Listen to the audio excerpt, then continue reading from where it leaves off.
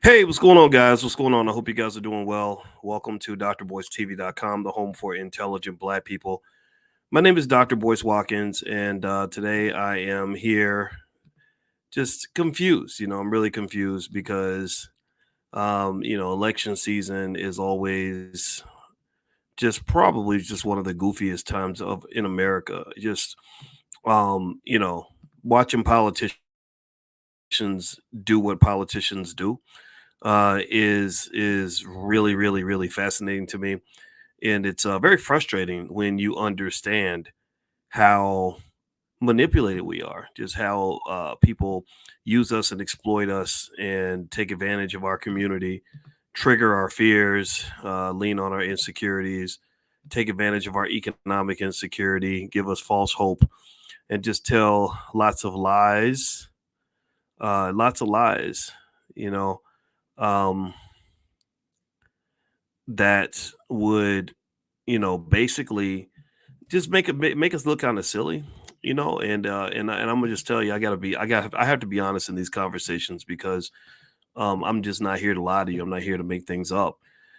And part of being honest, the consequence of being honest is that honesty is not always popular, especially when people would rather believe an uncomfortable lie, or excuse me, would rather believe a comfortable lie than the uncomfortable truth.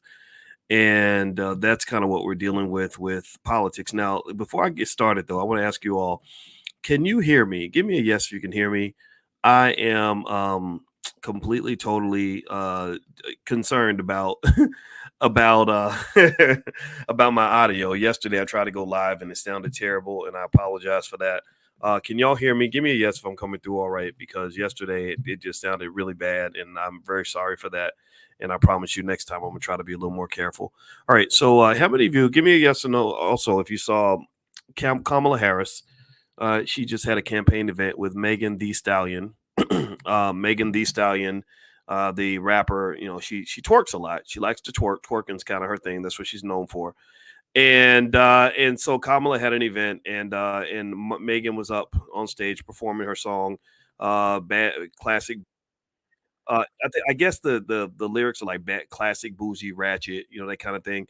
And Megan is kind of the leader of the pack in terms of what hip hop kind of has become. It's kind of become this just really sad race to the bottom for Black women, in my opinion, because you used to have a time where talent got you to the top of the pile. Now it's just everybody's twerking, everybody's just pulling their booty out and telling you how cheap Black women are. You can get a Black woman to give you her vagina for a bag of Cheetos and a bottle of Pepsi, and I think that that's unfortunate. I don't. I value women. I value Black women. I respect them, and I just think that it's unfortunate that we have such a low standard. The bar has been set so low that we just kind of think that's what a Black woman can do. And when I try to explain it, first thing that happens is a white man usually calls me he calls me a sexist, right? There'll be a white media, like when I said that Lizzo is talented. Why is she out here just behaving like a buffoon and doing a minstrel show? Why can't she just sing? When I say that, the white media then runs with a narrative to say this sexist Black professor is talking down on Black women. I'm like, no, I'm actually talking up to Black women. I'm talking up on Black women. I'm talking up on my mother. I'm talking up on my sister. I'm talking up on my daughters. I'm talking up on my grandmothers. So give me a yes if you love Black women. Again, this is one of the reasons why I stand up and say the things I say, and I don't give a damn what people think, because I don't think that you have a better world for the Black community when the Black woman is constantly being marketed as the ultimate whore. I just don't. I don't understand how. I get it. Everybody's gonna be popping some cooch and having sex and doing what people do, but Lord Jesus, I mean, it's just kind of gotten crazy. And these white guys are paying you money. These record labels are paying you money to go out here and do stuff that I don't see Taylor Swift doing none of that shit. How many of y'all give me? Let me know. So give me a yes or no if you see what I see. I don't see Taylor Swift having to rap about her vagina in every other verse. I don't. I don't hear who are the biggest white singers. What's Adele? Adele is a lady, a chubby lady who gets to go on stage and sing. She ain't gotta act like a clown like Lizzo. She doesn't have to twerk at all. She gets to show her talent. She's marrying a rich Black man, Rich Paul, because I guess his name is Rich, so he's I guess should be rich. And she's not doing any of that. Yeah, I can't think of a single white. I'm talking about really prominent, as popular as Megan. I cannot think of one single white female artist as prominent as Megan, as prominent as Cardi, as prominent as Lotto, as prominent as some of these other artists. I cannot as prominent as Sexy Red, who's doing the same stuff. And if you have an issue with this, then I have an issue with you. And I think that when you swirl this into politics, you really get back to what can only be described as good old fashioned pimping. And now I'm gonna ask my wife to come in if she wants to come in. I can see the invitation, babe, if you want to come in. But good old fashioned pimping, where literally the Democratic Party is just playing black people. Now, again, I have no problem with people voting Democrat or voting Republican. I told y'all that. I told you that there is no voter shaming on this platform. There's no voter intimidation. There's no voter suppression. None of that happens here. I do not care who you're going to vote for in the next election because I don't believe it's going to make a difference. I don't. But what there is perhaps you could say voter education, if you want to call it that. I also believe that that these false narratives that they are pushing, like if you're not a Democrat, then that means you're a Republican. That's all fraud. That's fraudulent. That's a fraudulent argument. That is a harmful, oppressive argument. That is limiting on your freedoms as a black person when they say things like that to you. I think that they are pimping you. I really do. So I don't have a problem with them voting, with someone voting Democrat or Republican. What I have a problem with is the process. I don't have a problem with you supporting Kamala. I think that you should support her. I respect her so much that I'm going to properly pronounce her name. What I have a problem is with the way that they're getting your vote. I don't have a problem with the decision that you're making. It's your right, your choice. Do whatever you want to do. What I have a problem with is the fact that they think that the only way to get black people to do anything is fried chicken, watermelon, and booty twerking. That's what I have a problem with. And I'm going to tell you, thank you, Barbara Johnson. You're right. You don't see Taylor Swift doing this stuff on stage. You don't see Adele doing this stuff on stage. You don't see Celine Dion doing this stuff on stage. But when you look at the most prominent black female artists in the country, the ones that are on Shade Room every single day, all you see is cheeks clapping. Clap, clap. Just constant cheeks clapping. And what they're really doing is they're marketing to you the black female as a complete hooker. And then you get upset when they assume that you're a hooker. Because they're like, oh, you're a black woman. That's what black women do. Or you look at the Olympics and you look at how many black men are being marketed as clowns and buffoons. You got Snoop Dogg clowning, yup, Flavor Flav. And then you got Keenan from SNL and Kevin Hart. So the black man is a clown. The black woman is seen as the hoe. That's the stereotype. And this is what they promote all around the world. And then you think these people are your friends. Let me just say this before I get too riled up. A lot of y'all, when I tell you that I'm not voting for either party, and I get attacked by people who are trying to suppress my vote, which, by the way, it's not working. DL Hughley, it's not working. You called me the other day and you acted like an asshole. It ain't working. So come get me. It ain't working. Seriously, it ain't working. Now, when I talk to people who give me a hard time because I bring these points up, and then they start screaming all the typical fear-mongering points, the trauma triggers that they typically use. It's Project 2025. Oh my God, have you seen Project 2025? And I hear you, I get it. Just like when Diddy was running around saying vote or die. When Diddy was saying vote or die, it was the same thing. Vote or die. If you don't vote, you're gonna be dead. Just how disrespectful is that for somebody to tell you, if you want me to vote, just ask me to vote. But think about this. Imagine if I had a product and I was trying to sell you a product, some health food, and I say, eat this or you're gonna die. And then you say, well, I don't want to buy your food, but well, then you're gonna be dead, and then when you die, you're gonna be sorry. That's not right.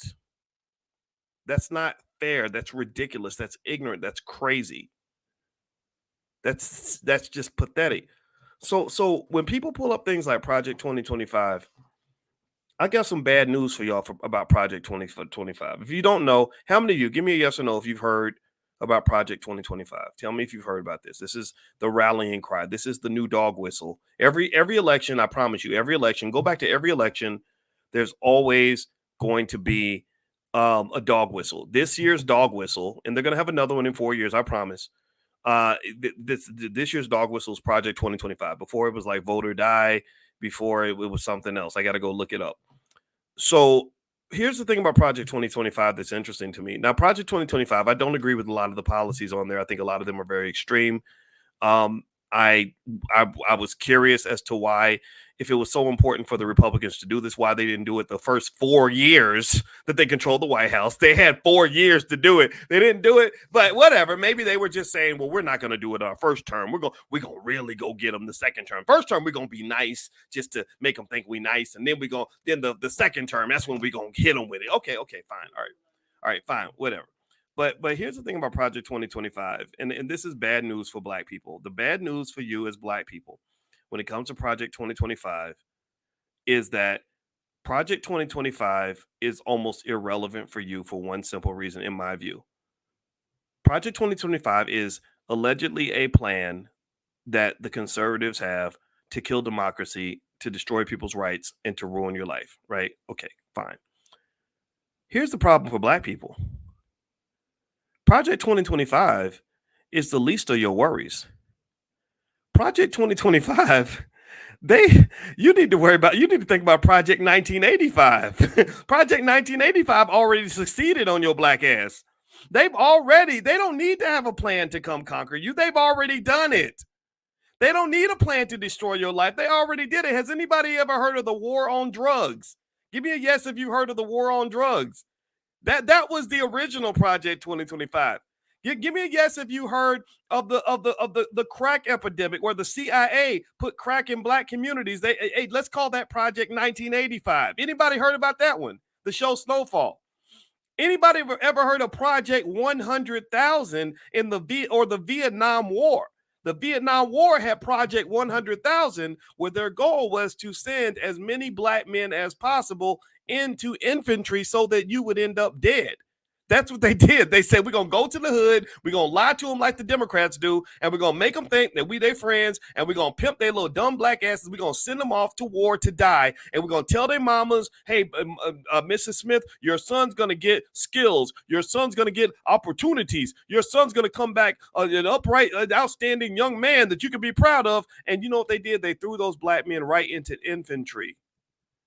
And when I tell you that there were countless numbers of Black men that came back from the Vietnam War in a box, there were countless Black men that came back from Vietnam War out of their right mind, not even in their right mind, came back with one leg, one arm, half your face blown off, hooked on heroin. My father came back from Vietnam hooked on heroin. So when you don't talk to me about Project 2025, because y'all ain't finished with Project 1985, Project 1995 with the Biden crime bill, Project 1998 where they took over hip hop and turned it into destructive music. Y'all ain't finished with Project 1965, which was the Vietnam War. Y'all ain't finished. Y'all got to go back to the syphilis experiment. So you can't scare me with Project 2025.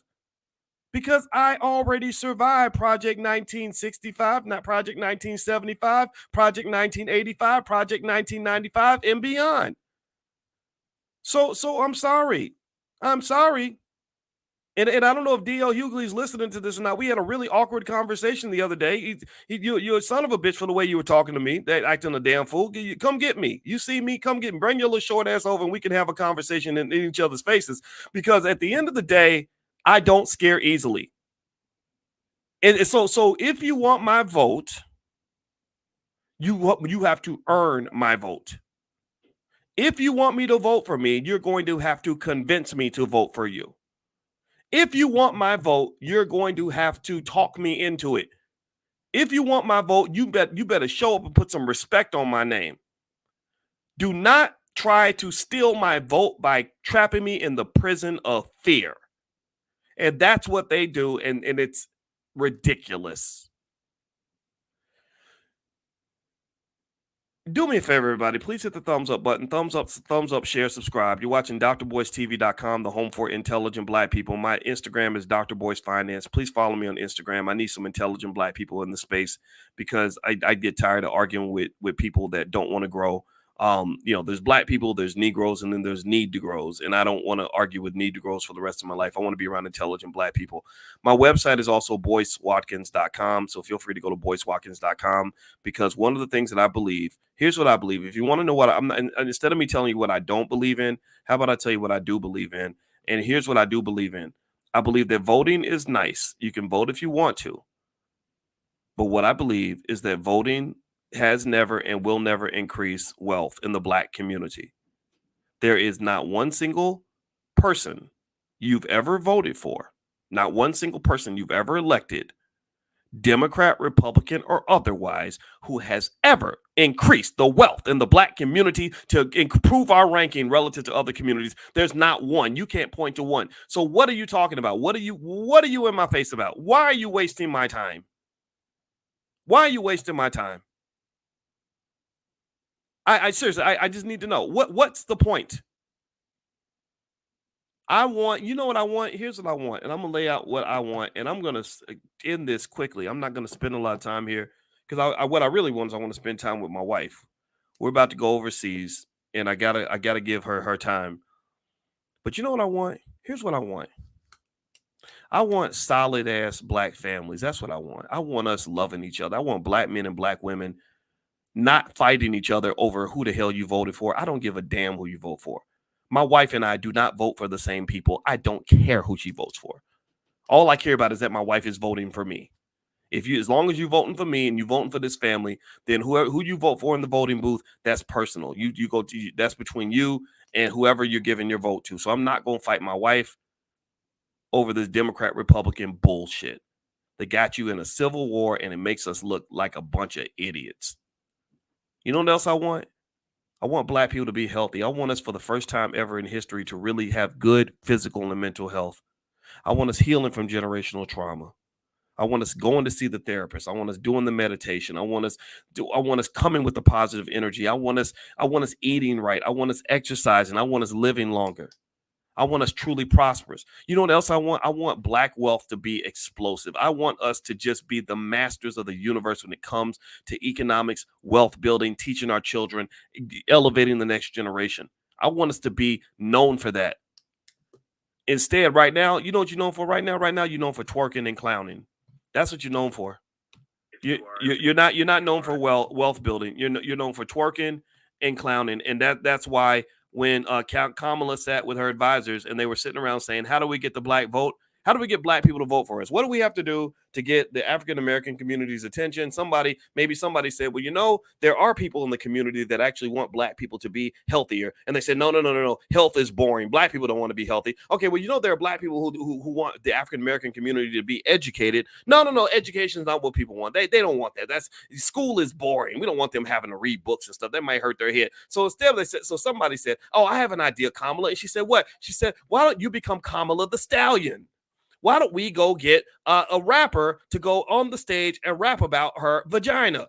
That's what we're going to do. We're going to do a pussy rap, and that's going to get everybody's attention, because we know how much those people love to rap about their pussies. That's cool. But, it wouldn't work with the Jewish community. No, they wouldn't go for that. It wouldn't work with the Asian community. No. They would find that to be shameful. But we're going to do that with black people because they like that stuff. That's what they like. So now you got Kamala Thee Stallion. And anybody who dares me, anybody who gets offended by what I say, I challenge you. Show me one example where they are approaching any other community and putting an entertainer on stage and having that entertainer rap about their vagina in front of a big audience to get votes from those people.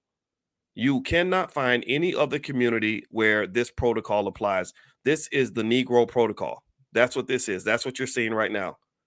And also, this fits the stereotypes. Unfortunately, we talk all day about fighting racism. You're not fighting racism when you're supporting stereotypes. When you promote the stereotypes, the 4 major stereotypes of the black female, right? Write these down. This is historical documentation. The 4 major stereotypes. My wife did a whole lecture on this. My wife is a professor. The 4 stereotypes of the black female are the mammy, like the angel mama type. Oprah Winfrey fits the mammy stereotype. the Jezebel, which is kind of the Megan the Stallion, right? Just kind of like I'll sell you my vagina for 10 cookies and a bag of Doritos. You've got the gold digger, right, which you see on these reality TV shows, and then you have the Sapphire, which I believe is the angry black woman. That's just black women are so mean, nasty, and unlovable that nobody wants to marry them, and so all they do is they just become babies' mamas. That's the stereotype that's being promoted around the world, and that's the stereotype some people are running away with. I have to argue with brothers who say this about black women, and I say that's simply not true because there are women who are holding the line, who have dignity and class, and aren't cheap and dirty and aren't trying to be city girls, but they don't believe me because this is what they see. They say, okay, this is what everybody's cheering for. And it's true on the male side as well. If you look at the Olympics, I dare you to pay attention to the Olympics. You got one guy up there who's black, Mike Tirico, who's been holding it down real well, very intelligent, smart guy. He's a Syracuse guy. I used to be on the faculty of Syracuse. I like Mike Tirico, no issues with him at all. But then after that, you got Snoop D-O-double-G, who's unfortunately become kind of this old lovable clown. Who goes out with Flavor Flav, who's definitely been a clown for a long time. Keenan and Kevin, who are also comedians. Clown, clown, clown, clown, clown. And that's the image of the black male. They present the black male as a child, as someone that is not to be taken seriously. That's almost like a goofball. That's thinking like a high school kid, and that's a very sharp contrast to the image of the black male as someone that is serious or someone that is disciplined. The way, if you ask most people around the world and you say, describe the African American male, most people are not gonna say things that are favorable. Tell me if you agree with that. If you ask people, if you say, "Hey, be honest, what is your impression of African American males?" Do you think they're gonna say, "Oh yeah, these guys, they're intelligent, they're very productive, they build strong families, they develop industry in their communities, they hold it down, they protect and love their women, they take care of their kids"? Do you think that that's the image that people have of the black male? What do y'all think? I mean, let's keep it 100. Let's really do a reflection here. Let's do a consciousness exercise and talk about the image of the black male. Is that what you think people are going to say? I don't think that they are. I don't.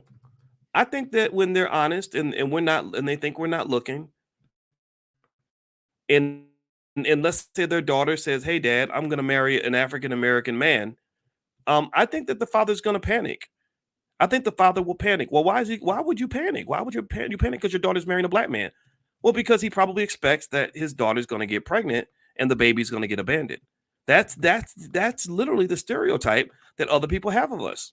That we are goofball clowns that don't take anything seriously, that we're not intelligent, that we're not disciplined, and that we don't believe in anything other than making a couple dollars, and having fun, smoking weed, and having sex and all this other stuff. It's kind of that buffoonish, clownish, step and fetch it imagery that is thrust to people around the world. And then you wonder why nobody cares when a black man gets shot, or then you wonder why nobody cares when a black man can't get a job.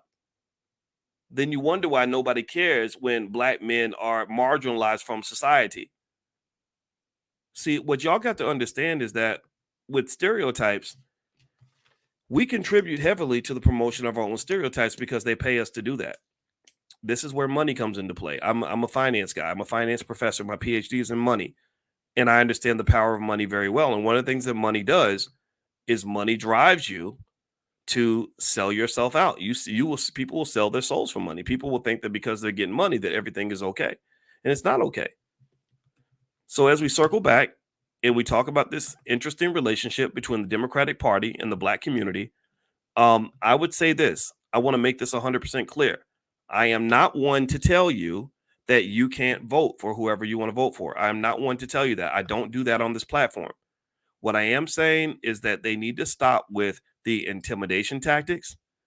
They need to stop with the scare tactics. They need to stop telling you that if you don't vote for me, then you ain't black. They need to stop telling you that if you don't vote for us, you're gonna die. In fact, let me lay something out. I said this on my Twitter. My Twitter is Dr. Boyce Watkins 1, Dr. Boyce Watkins and the number 1. Feel free to follow. Please follow. I'm actually begging you to follow me on Twitter because I like having intelligent people on my Twitter feed. I get tired of just I'm not some people I just won't even debate with. I just won't because if you come with stupid energy, I ain't got time for you. So I'd rather have intelligent people around that will explore new ideas. But let me lay something out. I mentioned this on Twitter. No black person has ever voted for a Democrat.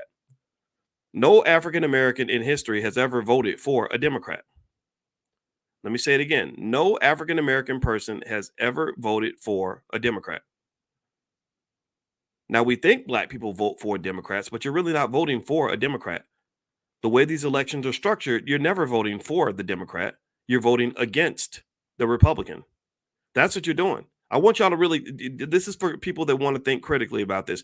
I want you to do a critical analysis one day and pay a close attention to how they convince you to vote for them. They never say, hey, vote for us. This is our track record. They don't give you their track record because they ain't really got one. Hey, vote for us because this is what we're going to do for you. They don't promise you anything because they're not going to really do anything except for things that they're already going to do for other white people. And then they include you in the mix through these, this watered down diversification or diversity nonsense. They don't do any of those things. What they'll do is they'll say, Project 2025, look up Project 2025. Or if Trump gets in office, it's going to destroy democracy. That's what they do. That they come in and they pretty much scare you. They scare you and they tell you how terrible the other person is. And so at the end of the day, you end up voting for the lesser of two evils. And what I find really fascinating is, especially I'm really confused by our friends who are in the black church. I love the black church. I stand up for the black church on a regular basis. I don't let people beat up on the black church because I think the black church, theoretically, when it's done right, is one of the greatest institutions in America. I really believe that for churches that are really trying to be progressive and strong in a meaningful way. Now, churches that are trying to be trendy and in there doing all kinds of crazy stuff, I don't understand you as much. But for the churches that are really understanding the role and the function that a church can play in the community, I really have a lot of admiration for that. But one of the things that confuses me about the church is that I don't think most churches are really trying to worship God. I don't think most black churches nor most black pastors are really worshiping God. I think most black churches are worshiping the Democratic Party because the Democratic Party is the only institution. Pay attention now. The Democratic Party is the only institution that can convince you to quickly and immediately support policies that deviate from God. And again, I don't even go to church, so I'm not a Bible thumper saying this or anything like that. I'm not Mr. Fire and Brimstone. I can't quote a Bible. I can't quote a Bible verse as quick as I could quote a rap lyric. Okay, so don't think I am a Bible carrying churchgoer in this. But one thing I'm going to say about my friends in the black church is my question would always be, what's your standard? Do you even have a standard? Because there are people who say, well, the Bible talks about some of this stuff. When you bring up, say, LGBT, there are people who say, well, the Bible actually addresses this issue on multiple occasions. But then because the Democratic Party says it's okay, your pastor is telling you, no, we still got to vote for this person, despite the fact that it deviates from the Bible. And then you go into other areas, whether maybe you talk about something like, pro-choice versus pro-life, right? The right to choose. Well, there are people who say, well, the Bible has, 10 commandments, do not kill, all that. And I'm not saying that you can't vote how you want. I understand it's complicated, right? There are complex reasons why we make the choices we make. But what I find so fascinating is how some of my friends who go to church every Sunday will instantly sprint away from the Bible so they can run with the Democrats. So in some of our churches, not all of them, but in some of our churches, they need to take Jesus off the wall. They need to take down all references to God and just replace the word God with Democrat. Just replace the picture of Jesus with the picture of Joe Biden or Kamala or something like that, or Barack. I saw a lady who literally told me she was going to take her picture of Barack and put it next to her picture of Jesus, because that's what it is. That's what's very confusing to me.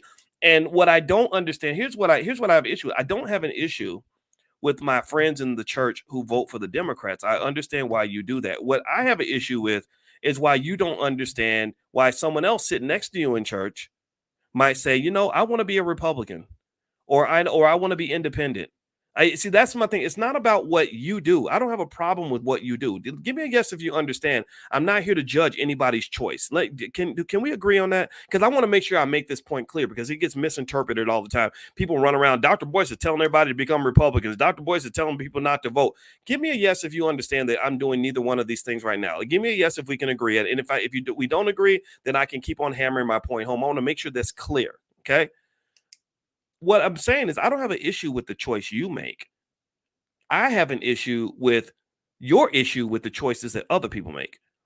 I don't have an issue with the fact that you're choosing to go and follow along with whatever Kamala or Biden tells you to do. I understand why. I get it. What I have a problem with is when you turn to your cousin who says, "Nah, you know what? I want to be a Republican," and you want to call him a sellout or a race traitor when literally that is the pot calling the kettle black. I mean, if he wanted to turn around and call you a race traitor for riding Joe Biden's testicles and being up a Democrat's butt your whole entire life without asking any questions, he could do the same thing, but he's not doing that to you. So here's what I'm saying to you, and this is a simple idea, and I think we can agree on this point. You cannot debate me on this point. You know, I want black people to just be free. That's it. I just want you to be free. I want you to be able to make whatever choice you make without anybody persecuting you for the decision that you make. So when I talk to my Democratic Party friends, I hear exactly what they're saying. I listen to them carefully. They tell me that they believe in the right to choose. I say, okay, that's your right. And then they tell me how they feel about Kamala being elected and how proud they are to see a woman of color in the White House. She's black. She's not African American, but she is black. So whatever. But she's not African American, like descendant of slavery African American. Those are two different things. But she is somebody you can relate to because she went to Howard. She knows how to. She was in the step shows and all that. So she understands something about our culture. I get all that. I understand all that. What I also hear from my conservative friends is I hear my conservative friends who say, I'm not down for all this LGBT stuff because I believe in the Bible, and the Bible tells me that there are boundaries on behavior, that this is not something that's acceptable. I say, okay, I hear that. And then they'll say, well, and then also abortion. Like I talked to my friend Angela Stanton King, who runs Angie's House. Shout out to Angie's House. I hope y'all look it up and make a donation, because what Angela Stanton King does that I admire and respect immensely is she doesn't just tell you to be pro-life. She actually supports women when they give birth to little babies. She gives them a place to live. And I make donations regularly. Every month I make a donation to Angie's House because in my head, I feel like I am one of those little children. I am one of those little big head boys walking around here 2-3 years old with a single mama or whatever. That was me. So I make donations because I respect what she's doing. Half y'all talk a lot of shit, but don't do anything. Don't support anything. Don't put any work in. Don't do anything for the community. But you got everything to say about what somebody else is and they ain't doing.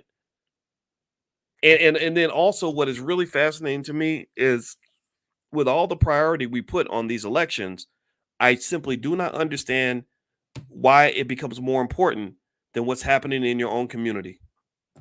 So one thing I'm gonna tell you straight up, point blank, period. I'm gonna reiterate this point to the day I die, is that I am not a Democrat. I'm not a Democrat. I know about what y'all did to us. I know about the Biden crime bill. I know what y'all did with some of those social programs. I know how you broke up the black family. I know how you sat to the side with other rich people and allowed crack to go into the black community. And now we're cleaning up a horrible mess because of you. I know these things. So I'm not a Democrat. But just because I'm not a Democrat, that does not make me a Republican. And if you dare say that to me, that is the same voter suppression that you accuse racists of committing against you. That is the same voter intimidation that was done to your ancestors when they showed up to the polls and they were uninvited. That is oppressive. It is unfair. It is toxic. It's wrong. So what I'm saying to you is y'all need to stop it. I'm saying black people, stop it. Don't go to the family barbecue and cuss out your cousin because he wants to vote for Trump. Let him have his vote. And also don't go off on your other relative because they're voting for Biden. That is her right to do that. I understand. I really get it. I totally, completely understand why so many black women are getting behind Kamala. And maybe if I was a black woman, maybe I would too. I don't know. I just, as a black man, it does not interest me because I'm still pissed off about Project 1995. Y'all talking about Project 2025, which might happen. No, I know Project 1995 did happen, and it was a glaring success. Project 1995 consisted of incarcerating so many black men that literally they swept through the black community as if our president was Adolf Hitler. Project 1995 was when they went into hip hop music and they took the most influential form of communication in the history of the black community and they turned it into a toxic waste dump of horrific culture that has destroyed families for multiple generations. Got these men running around here trying to go and give STDs to every girl they can find, create babies, mamas, kill each other, get high on dope, sell dope, glorifying drug dealers over scholars, throwing all your money away, being as ignorant as possible, and you can't even show up and be an adequate dad for your children because rap taught you to be a piece of shit. That's what it did. And now the girls are lost. The girls didn't have the protection of a father, so they coming out all masculine and city girling and I'm and if men can do it, I can do it too. And I'm go men can be whores, so I'm gonna be a whore too. I'm like, who told you that men are supposed to be whores? Who told you men are supposed to be? Well, I'm gonna do. Well, so you telling me that your pathway to equality that was taught to you by some white feminist, your pathway to equality is you're gonna find the most toxic, disgusting, degrading, sickening behavior of males, and you're going to copy that behavior, and that is your version of equality? Put yourself in a situation where you could be assaulted because you're messing around with all these nasty ass men and you run in the streets doing whatever, and you don't care about the protection of the support of a man. You just want to go and crank out 5-6 baby daddies and just call it a day, and that's your right as a woman. Who said that being a woman meant being sloppy with your life? Where in the world? Who even taught you? I mean, when we go back, let's go back to Kamala the Stallion. Let's go back to that. Who taught you? Who taught you this? I'm serious. I'm going to ask y'all this. Who taught you that Megan Thee Stallion was some sort of model for black womanhood? Who told you that? Other than the record label. I'm not dissing Megan. I understand. She is, I read Megan Thee Stallion's entire bio. I know her background going all the way back to when she was a baby. I don't talk about people I don't understand on some level. Megan Thee Stallion, she was shot in the foot by her boyfriend. This is what that city girl life gets you. You're picking toxic men to procreate with or to spend time with. So next thing you know, you're getting shot in the foot by your boyfriend. Daddy ain't nowhere to be found. I understand you didn't have a daddy, didn't have the protection of a father. I think she's over 30 something. Again, I'm not saying that she is a terrible person. I'm saying she's a victim. She's a product of an environment. And what they're doing is they're taking the disease and they are spreading it through the black community. They're telling all the healthy girls who have a chance to heal themselves. They're saying, no, just be like Megan. That's what you want to be. And I feel bad for them because the first thing I got to hear as a black man who's trying to do right in my life, first thing I got to hear is from the women who go into these situations that Megan put herself into. They get shot in the foot by their boyfriend. They say, look at what black men are doing to us. Black men are shooting us in the foot. Black men are beating us up. And I'm like, black men aren't doing that. Tory Lanez did that to you. He shot you in the foot because Tory's a dumb, drunk asshole who had too much to drink that night. And y'all were out here getting involved in this culture that is promoted to you through hip hop that I've been telling you is unhealthy. I've been telling you that going out getting drunk and high every night is going to lead to nothing but death and chaos in your life. I've been telling you this. Oh, but you're old fashioned. You're being a sexist. Okay, well, keep on going. Keep doing what you want to do.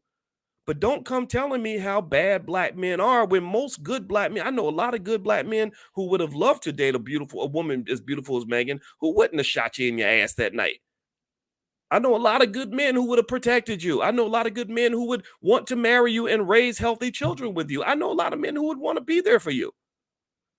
But they flipped the culture on its head. They've done this. This music, what they did to the music is unforgivable. It is criminal what they did to young black people. It is absolutely criminal. And then just the idea that when politicians are looking to get black votes, they don't go to the scholars, they don't go to the thinkers, they don't go to the lawyers and the doctors, they go to the rappers. They go to Megan Thee Stallion, they go to the guy from the Migos. And next thing you know, your representatives of the black community are people who sold a couple million albums.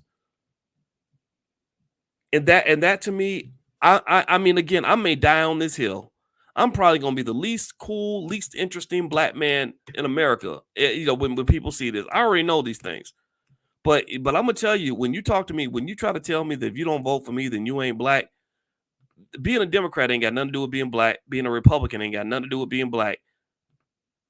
Being black is about something totally different. Being black means being free. To me, being black means being part of a community that you can be proud of. To me, being black means being a part of a community that has success, not failure. To me, being a black should mean being part of a community where we're moving forward, not backward. But to me, being black means being part of a community where you want to be informed. You want to be intelligent. You want to grow. You want to have self-defense. You want to have self-awareness. You want to have self-determination. That's what being black means to me. Ain't nothing about twerking that says anything about being black. Ain't nothing about voting for a Democrat or Republican that says anything about being black. Because here's the deal. And I'm going to end on this final point. As much as you try to scare me with Project 2025, I'm afraid, dear black people, that you don't have to. The Project 2025 is the least of your worries. Shit, they got your ass with Project 1985. You ain't recovered from Project 1965. So how you gonna scare me with Project 2025? Project 1965 was the Vietnam War that destroyed your grandfather. That broke down your family 2 generations ago and created multiple generations of babies, mamas, and welfare and chaos. They got you with Project 1985 when the CIA put so much cocaine in the black community that we learned to glorify drug dealers over scholars. Project 1995 was when Joe Biden came along and tried to pretend to be the person cleaning up a problem he helped to create and went in and spent $10 billion putting 100,000 cops on the street and then went around and arrested so many black men that it literally wasn't a genetic annihilation of the entire black community. Project 1998 was when they went in and said, let's put some poison into hip hop music so we can train black boys for generations to want to destroy themselves and black women to hate themselves. That's what they did. So stop talking to me about Project 2025 because you ain't even done cleaning up from Project 1995. That's all I got to say. I don't have anything else to say. If you understand if you disagree with me, then that's fine. That is your right. I respect that. If you hear what I'm saying, then I welcome you to keep coming back. And actually, one thing we're doing in the Black Business School, which is a Black-owned institution, it's not funded by corporations or the government or anybody, is we're going to do an investors competition. We're calling this the Black Investors Cup. And the Black Investors Cup starts on August 19th. And it's going to be, there is an entry fee, but we're going to waive the fee for anybody who joins my free Money in the Morning financial consciousness training. I have a PhD in finance. Very few people on earth have a PhD in finance. And what I do is every single day at 10 a.m. Eastern, I speak to black people or people who want to listen about black economics. Some of the people may not even be black. I don't know. There's probably some white people in there too. And they're welcome as well because we don't hate anybody. We just love ourselves. So if you want to join the Black Investors Cup and be a part of Money in the Morning, our financial consciousness training, where I give you the art of economic elevation for free. We break the game down for free. Just pull out your phone and text the word morning, MORNING, to 87948. Text morning to 87948. We're going to meet tomorrow morning. I will send you an invitation tomorrow. Also, this podcast is on Spotify. So if you look up Boyce Watkins on Spotify, you'll find me there as well. And is the discount automatic? Ask Khalid. Yeah, it's going to be automatic. We're going to give you a code in about 2 days. I'm going to send you the link to join the Black Investors Championships. And when you get that link, you will be given a code which will give you a 100% discount on the entry fee. We start August 19th. We will give everybody $50,000 in investment capital, and you will be able to buy stocks. And in 6 weeks, whoever makes the most money wins. It's very straightforward, very direct. Because one of the things that I believe, and this is important, I want to make sure I do this so you don't think I'm just sitting around complaining about what other people are and are not doing. One of the things I really believe is that black wealth is black power. Wealth is the kind of thing that means that a black person will do well under a Democrat, a wealthy black person will do well under a Republican. Wealth is something that has never been impacted in a favorable way by any of these politicians. But wealth is the one thing such that if you master wealth in this generation, if you elevate yourself, if you elevate your children, if you make a plan for generational wealth, then you will do better. Your children will do better. And that is without regard to whether a Democrat is in office or a Republican is in office. And this, to me, is the solution. If we had done this in 1965, I guarantee you that a lot of our problems would not exist today. If we had marched in the 1960s, instead of marching for the right to go eat at a white man's lunch counter, and instead marched for our money, if we had said, like Dr. King said right before he died, Dr. King was starting to figure out, but he was a young man. He was only 38. He was only 38. I'm 53. He was 15 years behind me. So he was figuring out at 38 things I was figuring out at 38. And if Dr. King had continued, Dr. King wouldn't have been marching for the chance to go sit at a white man's lunch counter. Dr. King would have been marching for the right for us to own a black man's lunch counter. He wouldn't be fighting for black jobs. He'd be fighting for black owned. He wouldn't be fighting to get black folks into somebody else's table. He'd be fighting for black people to build a table and own a table. That's the solution. That's what will get us what we want. And there ain't no politician who's ever delivered on this critical issue. And until one does in a significant way, I truly do not care who wins this election. And I'm sorry for those of you that are disappointed and sad that I'm not crying over Project 2025. But guess what? I'm sorry. Ladies, all y'all that love, got your chucks and your pearls. My sister's an AKA. Love my little baby sister. Love my AKAs. Chucks and pearls all the way. God bless you. But one thing my little baby sister understands is that a man is not a woman.